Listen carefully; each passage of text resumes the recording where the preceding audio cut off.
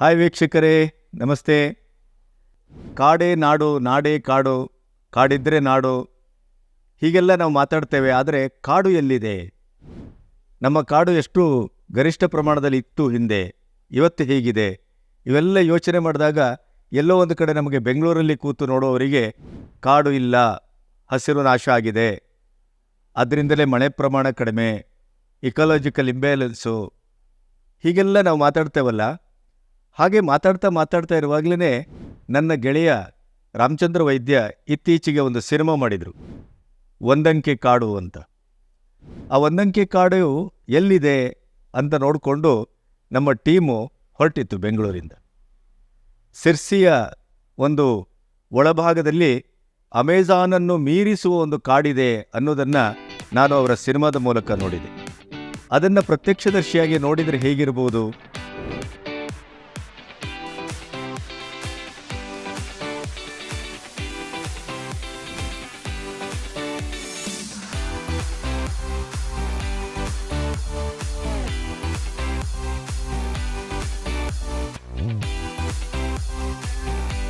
ಕರ್ನಾಟಕದಲ್ಲಿರುವ ಈ ಅಮೆಜಾನ್ ಕಾಡು, ಅಭೇದ್ಯವಾದ ಕಾಡನ್ನು ನೋಡಬೇಕು ಅಂತ ಹೊರಟಾಗ ನಮಗೆ ಕುತ್ಕೊಳ್ಳಿಕ್ಕೆ ನಮ್ಮನ್ನು ಕರೆದದ್ದು ತವರು ಮನೆ.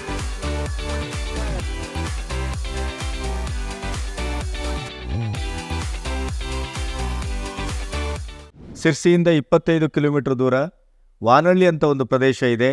ಅಲ್ಲಿಂದ ಅನತಿ ದೂರದಲ್ಲಿ ಇರುವಂಥದ್ದು ಮೆಣಸೆ. ಆ ಮೆಣಸಿಯಲ್ಲಿ ಈ ತವರು ಮನೆ ಇದೆ. ತವರು ಮನೆ ಅನ್ನೋದು ಒಂದು ರೀತಿಯಲ್ಲಿ ನಮ್ಮ ಹಿಂದಿನ ಬದುಕನ್ನು ನೆನಪಿಸುವ ಒಂದು ಶಬ್ದ. ಅದು ನಾವು ಮತ್ತೆ ತವರು ಮನೆಗೆ, ತಾಯಿ ಮನೆಗೆ ಹೋಗುವಂಥ ಅನುಭವ. ಮಣ್ಣಿನ ಮನೆ, ಮಣ್ಣಿನದೇ ಗೋಡೆ, ಅಲ್ಲಿಯದೇ ಆದಂಥ ಗಣಪತಿ ದೇವರು, ಅವರ ನಂಬಿಕೆಗಳು, ಅಲ್ಲಿ ಸುತ್ತಮುತ್ತಲಿನ ಪ್ರದೇಶದ ಚಿತ್ರಗಳು, ಅದೇ ನಮ್ಮಲ್ಲಿಯ ಊಟ, ಅದೇ ಕಳಲೆಯ ಸಾರು, ಆಯಾಯ ಪದ್ಧತಿಗೆ, ಆಯಾಯ ದಿನಕ್ಕೆ, ಆಯಾಯ ಶ್ರಾಯಕ್ಕೆ ತಕ್ಕಾದಂಥ ಅಡುಗೆ. ನೋಡಿ, ಇಲ್ಲಿ ಕಡುಬು ಆಗ್ತಾ ಇದೆ, ಹಲಸಿನ ಹಣ್ಣಿನ ಕಡುಬು. ಈ ಥರದ ಅನನ್ಯವಾದಂಥ ಆಹಾರ, ವಿಹಾರ ಮತ್ತು ಒಡನಾಟ. ಆ ಮನೆಯನ್ನು ಫಸ್ಟ್ ನೋಡಿದ್ರೆ ನಿಮಗೆ ಇಲ್ಯಾಕೆ ಬಂದೆವು ಅಂತ ಅನಿಸ್ತದೆ, ಆದರೆ ಆ ಮನೆ ಅನನ್ಯವಾಗಿದೆ. ಅಲ್ಲಿಯ ರಾತ್ರಿಯೂ ಅಷ್ಟೇ ನಿಗೂಢ ಕಾಡಿನ ಚಂದ್ರೋದಯ. ಆ ಮುಂಜಾನೆಯ ಅನನ್ಯವಾದಂಥ ಒಂದು ಸೂರ್ಯೋದಯ, ಆ ಇಡೀ ಮರದ ಎಡೆಯಲ್ಲಿ ಬರುವಂಥ ಕಿರಣಗಳು, ಆ ಹಕ್ಕಿಗಳ ಚಿಲಿಪಿಲಿ, ಅಲ್ಲೇ ಕೆಳಗಡೆ ಜುಳು ನಿನಾದದಿಂದ ಹರಿಯುವ ಜಲಪಾತ, ಆ ಮುಂಜಾನೆಯೇ ಒಂದು ಅದ್ಭುತ ಕಂಡ್ರಿ ಅದು. ವೀಕ್ಷಕರೇ ನಮಸ್ತೆ. ನಾನು ತವರು ಮನೆಯ ಬೆಳಗಿನ ಜಾವದ ಒಂದು ತಿಂಡಿಯನ್ನು ತಿನ್ನುವ ಪೂರ್ವದಲ್ಲಿ ಈ ತಿಂಡಿಯನ್ನು ಯಾಕೆ, ಹೇಗೆ ಇತ್ಯಾದಿಗಳ ಬಗ್ಗೆ ನಿಮಗೆ ಸ್ವಲ್ಪ ಹೇಳೋಣ ಅಂತ. ಮಣಿ, ಎಂತ ಮಾಡ್ತಾ ಇದೆಯಾ? ಇದು ತೆಳ್ಳೆ ಹೋಳಿ. ಉತ್ತರ ಕನ್ನಡದ ಮಲೆನಾಡಿನಲ್ಲಿ ಒಂದು ಬೆಳಗ್ಗಿನ ಅಥೆಂಟಿಕ್ ಬ್ರೇಕ್ಫಾಸ್ಟ್. ಹೌದು. ಇದೆಂತ ಅಮ್ಮನಿಂದ ಅಜ್ಜಿಯಿಂದ ಕಲ್ತದ್ದ ನೀನು? ಇದು ಅಜ್ಜಿಯಿಂದ ಅಮ್ಮನಿಗೆ ಬಂದಿದ್ದು. ಈಗ ಬೆಂಗಳೂರಿಂದ ಬಂದ ಕೂಡ ಇದೇ ಕೆಲಸ ಮಾಡಿ? ಹೌದೌದು, ಅಮ್ಮನಿಂದ ನನಗೆ ಬಂದಿದ್ದು. ಬೆಂಗಳೂರಿಂದ ಬಂದ್ಮೇಲೆ ಇದು ನನ್ನ ಫೇವರೇಟ್ ಕೆಲಸ. ಕಿಟಕಿಯಲ್ಲಿ ಮಾವು ನೋಡು ಹೂ ಅಂತ. ಅದು ಅವರಿಗೆಲ್ಲ, ಅದು ಎಲ್ಲರಿಗೂ ಎಲ್ಲ ಇರಲಿಕ್ಕೆ ಬರೋದಿಲ್ಲ. ಇದಕ್ಕೆ ಒಂದು 5-6 ವರ್ಷದ ಪ್ರಾಕ್ಟೀಸ್ ಬೇಕು.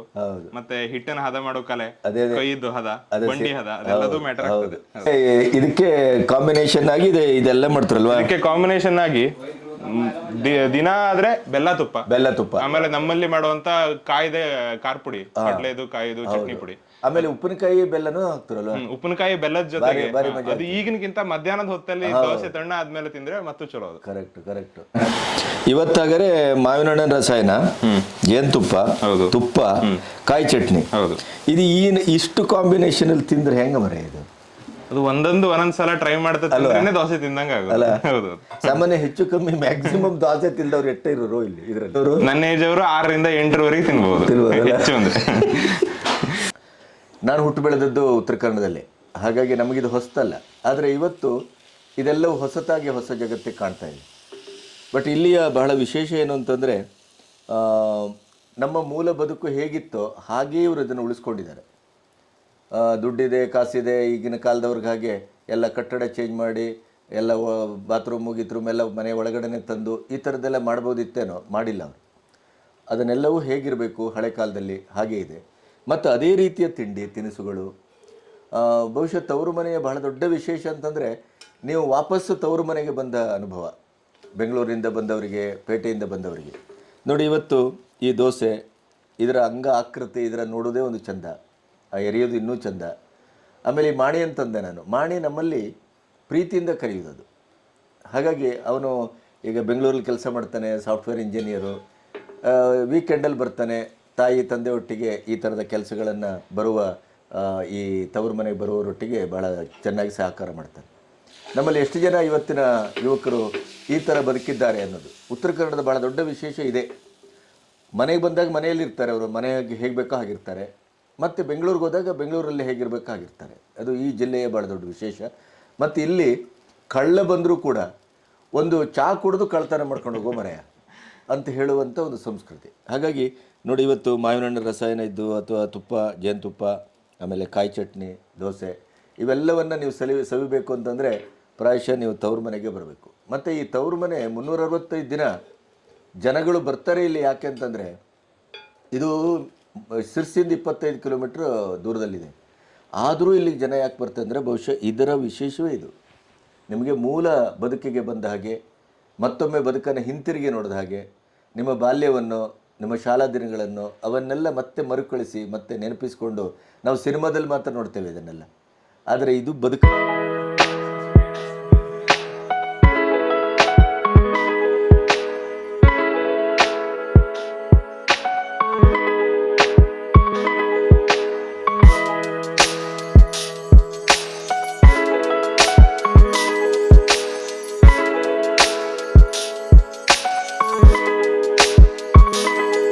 ವಿಶೇಷತೆ ಏನು ಅಂದರೆ ಹಲಸನ್ನ ಭರಪೂರವಾಗಿ ಯೂಸ್ ಮಾಡೋದು. ಇಲ್ಲಿ ಕಾಡಲ್ಲೂ ಹಲಸು ಜಾಸ್ತಿ, ತೋಟದಲ್ಲೂ ಹಲಸು ಜಾಸ್ತಿ. ಹಾಗಾಗಿ ನಾವು ಸುಮಾರು ವರ್ಷ ಪೂರ್ತಿ ನಾವು ಹಲಸನ್ನ ಬೇರೆ ಬೇರೆ ರೀತಿಯಲ್ಲಿ ಬಳಕೆಯನ್ನು ಮಾಡ್ತೇವೆ. ಈಗ ಏಪ್ರಿಲ್ ಮೇ ಟೈಮಲ್ಲಿ ಹಲಸನ್ನ ಹಣ್ಣಾಗುತ್ತೆ. ಹಣ್ಣಿನಿಂದ ಹಣ್ಣು ಹಪ್ಪಳ, ಆಮೇಲೆ ಕಾಯಿಯಿಂದ ಚಿಪ್ಸು, ಆಮೇಲೆ ಕಾಯಿ ಹಪ್ಪಳ, ಅದಾದಮೇಲೆ ಹಲಸನ್ನ ಹೊಯ್ದಿಡೋದು ಅಂತ ಹೇಳ್ತಾರೆ. ಈಗ ವರ್ಷದಲ್ಲಿ ಕೃಷ್ಣಾಷ್ಟಮಿಯಲ್ಲಿ ಉಂಡ್ಲೆಕಾಳು ಅಂತ ಮಳೆಗಾಲದಲ್ಲಿ ಮಾಡೋದಕ್ಕೆ ನಾವು ಉಪ್ಪು ಹಾಕಿ ಹಲಸಿನ ಸೊಳೆಯನ್ನು ಹೊಯ್ದಿಡ್ತೇವೆ. ಅದೇ ರೀತಿಯಲ್ಲಿ ಹಲಸಿನ ಬೇಳೆಯನ್ನು ಕೂಡ ಒಣಗಿಸಿ ಅದನ್ನ ವರ್ಷದಲ್ಲಿ ಈಗ ಮಳೆಗಾಲದ ಮರುದಿನ ಕಳಲೆ ಅಂತ ಆಗುತ್ತೆ. ಬಿದಿರಿನ ಒಂದು ಎಳೆ ಸ್ಟೇಜ್, ಟೆಂಡರ್ ಸ್ಟೇಜ್ ಅಂತ ಹೇಳ್ತೀವಿ, ಕಳಲೆ ಅಂತ ಆಗುತ್ತೆ. ಅದರ ಜೊತೆಗೆ ಸಾಂಬಾರನ್ನ ಮಾಡಲಿಕ್ಕೆ ಈ ಹಲಸಿನ ಬೀಜವನ್ನು ಹಾಕಿದರೆ ಒಂದು ಒಳ್ಳೆ ಕಾಂಬಿನೇಷನ್ ಅನ್ನೋ ಕಾರಣಕ್ಕಾಗಿ ತುಂಬ ಬಳಕೆಯನ್ನು ಮಾಡೋದು. ಅದ್ರ ಜೊತೆಗೆ ಮಂಗಳೂರು ಸೌತೆ ಅಥವಾ ನಮ್ಮಲ್ಲಿ ಮೊಗೆಕಾಯಿ ಅಂತ ಹೇಳ್ತಾರೆ, ಅದ್ರ ಸಾಂಬಾರಿಗೂ ಕೂಡ ತುಂಬ ಚೆನ್ನಾಗುತ್ತೆ. ಈಗ ಆಯಿ ಇದನ್ನ ಪ್ರೊಸೆಸ್ ಮಾಡ್ತಾ ಇದ್ದಾರೆ. ಆಯಿ ಈಗ ಇದನ್ನ ಎಂತೆಂತ ಮಾಡೋಕ್ಕಾಗ್ತು? ನಾಗರ ಪಂಚಮಿ ದಿವಸ ಒಬ್ಬಟ್ಟು ಮಾಡ್ತಾ. ನಾಗರ ಪಂಚಮಿ ದಿನ ಒಬ್ಬಟ್ಟು ಮಾಡ್ತಾರೆ, ಇನ್ನೊಂದು ಎಡಿಷನ್ ಇದಕ್ಕೆ. ಮತ್ತೆ ಹೋಳಿಗೆ ಮಾಡ್ತಾ, ಇದರದ್ದೇ ಹಲಸಿನ ಬೇಳೆಯನ್ನ ಹೋಳಿಗೆ ಮಾಡ್ತಾರೆ. ಅದೆಲ್ಲ ನನ್ನ ಜನರೇಷನ್ಗೆ ತುಂಬಾ ಹೊಸದು. ನಾಗರ ಪಂಚಮಿಗೆ ಒಬ್ಬಟ್ಟು ಆಗ್ಲೇಬೇಕು ಇದು. ಈಗ ನೀ ಇದನ್ನ ಎಂತ ಮಾಡ್ತಾ ಇದ್ದೆ? ಈಗ ಸಾಂಬಾರ್ ಮಾಡ್ತಾ ಇದ್ದೆ. ಓಕೆ, ಸಾಂಬಾರ್ ಎಂತರದ್ದು? ಕೊಳಲೆ. ಕೊಳಲೆದು. ಇದು ಕೊಳಲೆಗೆ ಇದನ್ನ ಯಾವ ತರ ಮಾಡಿ ಹಾಕಕ್ಕಾಗ್ತು ಕೊಳಲೆ ಸಾಂಬಾರಿಗೆ? ಇದ್ರ ಮೊದಲು ಒಳ್ಳಲನಿ ಗಡ್ಬಡ ಗಡ್ಬಡ ಗುಡಿಸಿ ಬಿಳಿ ಬೇಳೆ ಮಾಡ್ಕೊಳ್ಳ, ಹೀಗಾಗ್ತದೆ. ಈ ತರ ಸಿಪ್ಪೆಯನ್ನು ತೆಗೆದ್ರೆ ಇದು ಬಿಳಿ ಬೇಳೆ ಅಂತ ಹೇಳ್ತಾರೆ. ಅದ್ರ ಮಾಡ್ಕೊಂಡು ಬೇಯಿಸಿ, ಪ್ರತ್ಯೇಕ ಬೇಯಿಸಿ ಕೊಳಲೆ ಸಂತಿ ಕೊಳಲೆ ಸಂತಿ ಹಾಕವು. ಇದನ್ನ ಯಾವಾಗ್ಲೂ ಮಾಡ್ತೀವ ಅಥವಾ ಕೊಳಲೆ ಇದ್ದಾಗ? ಕೊಳಲೆ ಇದ್ದಾಗ ಯಾವಾಗ ಮಾಡ್ಲು ಬತ್ತು, ಆದ್ರೆ ಮಾಡೋದು ಕಡಿಮೆ. ಕೊಳಲೆ ಜೊತೆಗಿದ್ದಾಗ ಚಲೋ ಆಗ್ತು. ಕೊಳಲೆ ಬಿಟ್ರೆ ಮಗೆಕಾಯಿ ಜೊತೆ ಚಲೋ ಆಗ್ತು. ಇದು ಸುಮಾರು ಎಷ್ಟು ಬೇಳೆ ಹಾಕಕ್ಕಾಗ್ತು ಒಂದು 4 ಜನಕ್ಕೆ ಸಾಂಬಾರ್ ಮಾಡೋಗಳಾದ್ರೆ? 4 ಜನರಿಗೆ ಸಾಂಬಾರ್ ಮಾಡೋದಾದ್ರೆ ಸ್ವಲ್ಪ ಒಂದಿಷ್ಟು ಹಾಕಿದ್ರೆ ಸಾಕ್ತು. ಈಗ ಇದು ಎಷ್ಟು ಜನಕ್ಕೆ ಸಾಂಬಾರು ಮಾಡಲು ಸಾಕಾಗುವಷ್ಟಿದ್ದು ಇದರಲ್ಲಿ? ಈಗ ಒಂದು 25 ಜನಕ್ಕೆ ಸಾಂಬಾರು ಮಾಡುವಷ್ಟು ಬೇಳೆ ಇದ್ದು ಈಗ ಇದರಲ್ಲಿ.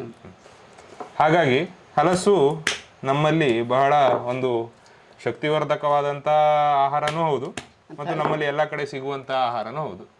ಕಡುಬು ಮಾಡ್ತಾವೆ. ಹಲಸಿನಹಣ್ಣಿನ ಕಡುಬು ಅನ್ನೋ ತುಂಬ ಇಂಪಾರ್ಟೆಂಟ್ ವಿಷಯವನ್ನೇ ಮರ್ತಿದ್ದೆ. ಮಲೆನಾಡಲ್ಲಿ ಮಾತ್ರ ಮಾಡುವಂಥದ್ದು ಇದು ಹಲಸಿನಹಣ್ಣಿನ ಕಡುಬು. ಈಗ ನಾವು ಹೊರಟಿರೋದು ಮಳೆ ಹಬ್ಬ. ಮಳೆ ಹಬ್ಬ ಅಂತಂದರೆ ಅದರಲ್ಲಿ ಬಹಳ ವಿಧಗಳಿದೆ. ಆದರೆ ಇವತ್ತು ಏನೇನಾಗ್ತಾ ಇದೆ ಅಂತ ನೋಡೋಣ. PG ಹೆಗಡರು ನಮ್ಮನ್ನು ಕರ್ಕೊಂಡು ಹೋಗ್ತಾ ಇದ್ದಾರೆ. ನಮಗೂ ಆ ಕುತೂಹಲ ಇದೆ, ಬನ್ನಿ ಹೋಗೋಣ.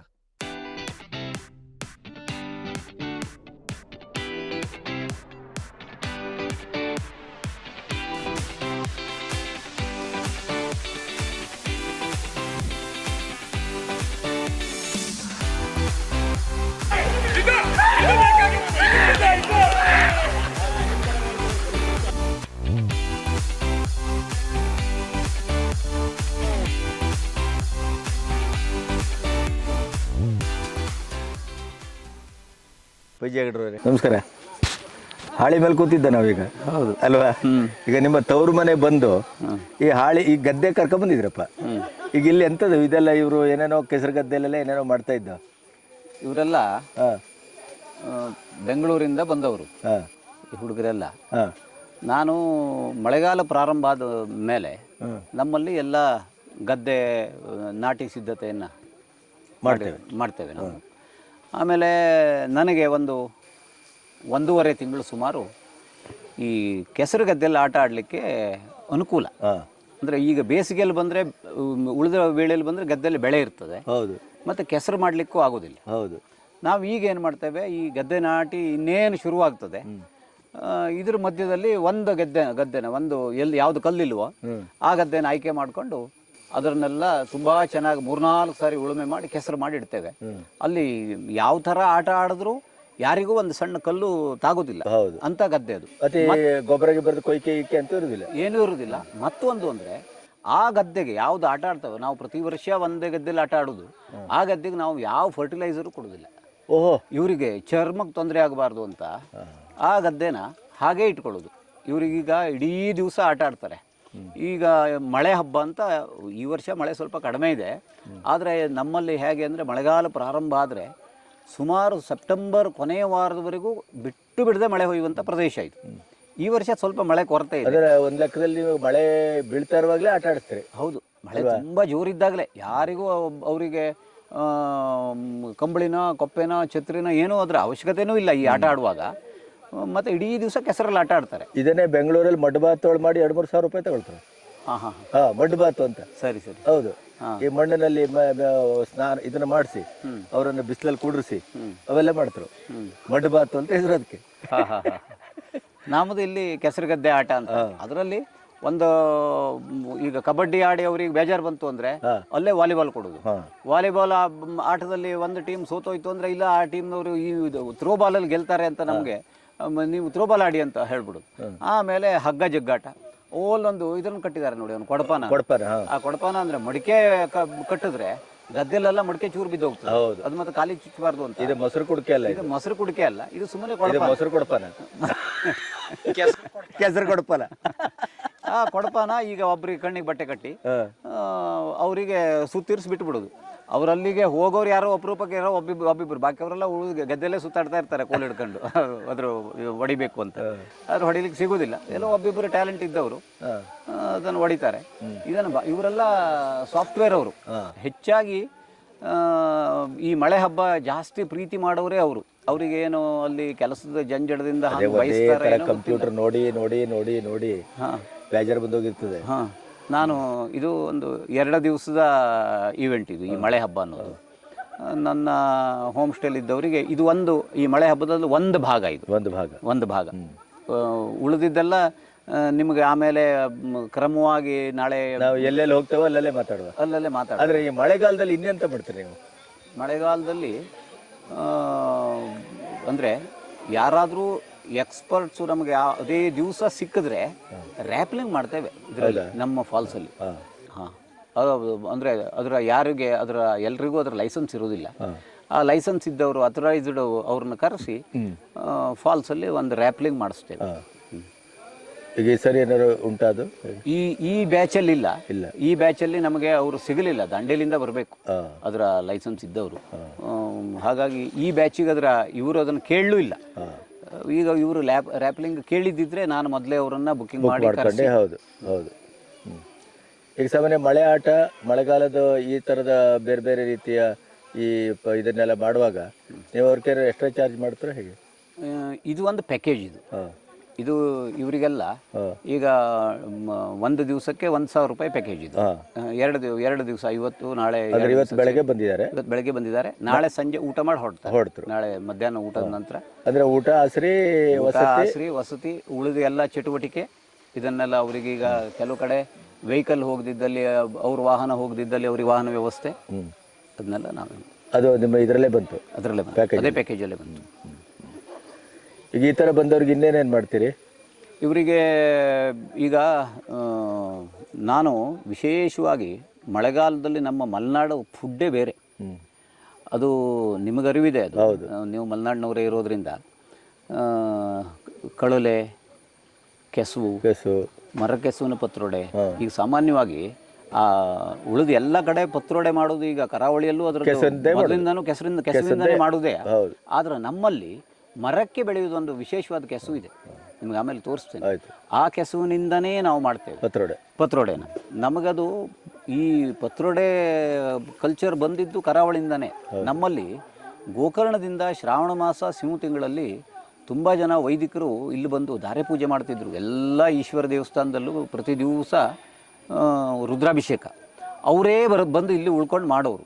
ಅವರಿಗೆ ಅದು ತುಂಬ ಇಷ್ಟ, ಅಲ್ಲಿಂದಾನೇ ಕಲ್ತ್ಕೊಂಡು ಬಂದಿದ್ದು. ನಾವು ನಮ್ಮ ಮಲೆನಾಡಿನ ಈ ಭಾಗದಲ್ಲಿ ನಮ್ಮಲ್ಲಿ ಗೆಣಸೆ ಪಿಡಿಸೆ ಅದು ಇದು ಮಾಡ್ತಿದ್ರು ಅಷ್ಟೇ. ಹಾಂ, ಈ ಬಾಳೆ ಎಲೆಯಲ್ಲಿ ಮಡಚಿ, ಹೌದು, ಅಥವಾ ಗೆಣಸಲಿ ಎಲೆಯಲ್ಲಿ ಮಡಚಿ ಆ ಥರದ್ದು. ಪತ್ರೊಡೆ ಬಹುಶಃ ಅದು ಆ ಕಡೆಯಿಂದಲೇ ಕರಾವಳಿಯಿಂದನೇ ಬಂದಿದ್ದು ನಮ್ಮಲ್ಲಿ ಬಂದು. ಆದ್ರೆ ಈಗ ಸ್ವಲ್ಪ ಕೊಂಕಣ ಫುಡ್ ಜಾಸ್ತಿ. ಹೌದು, ಕೊಂಕಣ. ಹೌದು. GSPಗಳು ಅದನ್ನು ತುಂಬಾ ಚೆನ್ನಾಗಿ ಮಾಡ್ತಾರೆ. ಅವರು ಅದರ ಸಂಬಾರು ಎಲ್ಲ ಅವ್ರ ಹತ್ರ ಕೇಳಿ ಕಲ್ತಿದ್ದು ನಾವು ಸಹಿತ. ಹೌದು, ಆ ಥರ ಎಲ್ಲ ಮಾಡ್ತೀರಿ ಅಲ್ವಾ? ಅದನ್ನೆಲ್ಲ ಮಾಡ್ತೇವೆ.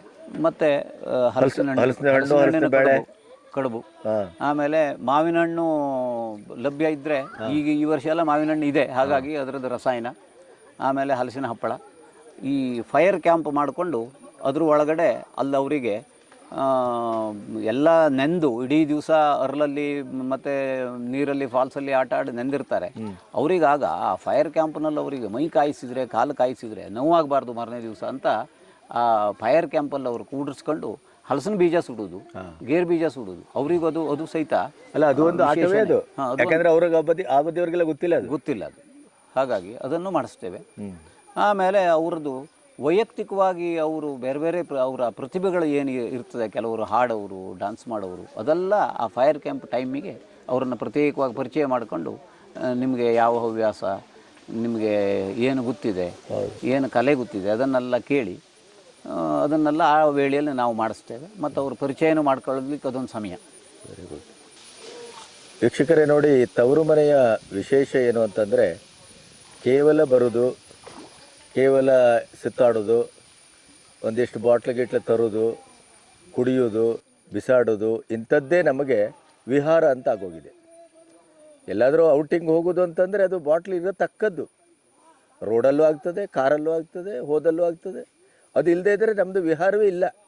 ಹಾಗಾಗಿ ನಾನು ಹೇಳೋದು, ನೀವು ಕುಡಿಬೇಡಿ ಅಂತ ಹೇಳೋದಲ್ಲ, ಆದರೆ ಕುಡಿಯೋದಕ್ಕೂ ಒಂದು ಕಲ್ಚರ್ ಇದೆ, ಅದಕ್ಕೊಂದು ಸಂಸ್ಕೃತಿ ಇದೆ, ಅದಕ್ಕೊಂದು ಹೀಗೆ ಅಂತ ಉಂಟು. ಆದರೆ ಇದೆಲ್ಲವನ್ನ ಮೀರಿ ತವರು ಮನೆ ಅನ್ನುವ ಹೆಸರಿಗೆ ಅನ್ವರ್ಥವಾಗಿರೋದು ನಮ್ಮ PG ಹೆಗಡರ ಮನೆ. ಯಾಕೆ ಅಂತಂದರೆ, ಇಲ್ಲಿ ಮನೆ ಮತ್ತು ಸಂಸ್ಕಾರ ಮತ್ತು ಇಲ್ಲಿದ್ದೇ ಆದಂಥ ಆಹಾರ ವಿಹಾರ, ಒಂದು ಶಿಸ್ತು ಇದೆ, ಅದು ಬಹಳ ಮುಖ್ಯ.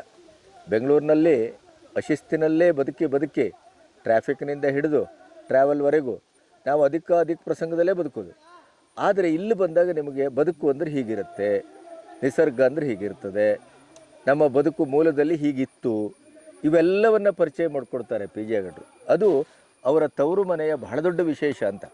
ಇದು 5 ಸ್ಟಾರ್ ಕಲ್ಚರ್ದಲ್ಲ, 7 ಸ್ಟಾರ್ ಕಲ್ಚರ್ದಲ್ಲ. ಇಲ್ಲಿ ಫಿಜ್ಜ ಗಿಜ್ಜ ಎಂಥದ್ದು ತಿರುವುದಿಲ್ಲ. ಇಲ್ಲಿ ಬಜ್ಜಾದರೆ ಎಲ್ಲರೂ ಊಟಕ್ಕೆ ಹೋಗ್ಬೋದು ನೀವು ಅಷ್ಟೇ. ಅದು ಬಿಟ್ಟರೆ ನಿಮಗೆ ತವರು ಮನೆಯ ಅನ್ನೋದೇ ಅದೊಂದು ಸ್ಯಾಂಟಿಟಿ ಅಂತ.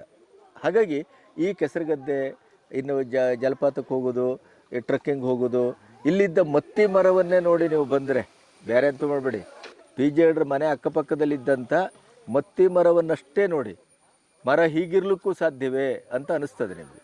ಹಾಗಾಗಿ ಈ ತವರು ಮನೆಗೆ ಬರೋದು ಅಂತಂದರೆ ನಿಮ್ಮ ಬದುಕಿಗೆ ಮತ್ತೆ ಹಿಮ್ಮುಖವಾಗಿ ನೀವು ನಡೆಯುವ, ಆಸ್ವಾದಿಸುವ, ನಿಮ್ಮ ಕಳೆದು ಹೋದ ಬದುಕನ್ನು ಮತ್ತೆ ಸ್ಮೃತಿಗೆ ತಂದುಕೊಳ್ಳುವಂಥ ಕೆಲಸ. ಹಾಗಾಗಿ ಒಮ್ಮೆ ಬನ್ನಿ, ಇಲ್ಲಿ PG ಹೆಗಡರೊಟ್ಟಿಗೆ ನೀವು ಒಂದಿಷ್ಟು ಕಾಲ ಕಳೆದ್ರೆ ನಿಮ್ಮ ಬದುಕು ಒಂದಿಷ್ಟು ಶುದ್ಧ ಆಗ್ಬೋದು ಅಂತ.